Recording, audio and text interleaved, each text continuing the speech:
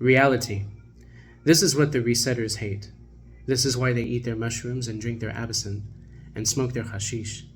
Because one part of the information which Wolf gave me that Diedrich told him before the country fell was that time itself no longer oscillates, and in fact, it never did. Time is progressively moving forward and always has, ironically, in contrast to what the resetters teach and propagandize to their followers. Time is also not in limbo, as the dispensationalists say.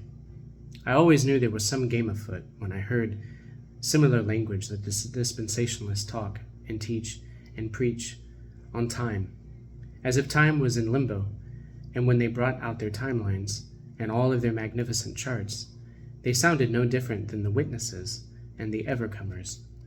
Interestingly enough, the splendorists had their own twist on things too, but as for the most part, it all ended up in the same message: time. Time was held in animated suspension. Abeyance, if you will, until a moment, that ever-present eternity, would be manifested, and what they called the Omega point would occur. But it was strange that all of these, and the others, teamed up so they might say, in the Great Deception. And Wolf knew it all. Wolf even knew when it might have occurred in history later down the road. At the resurrection of Christ himself, this is when it actually occurred.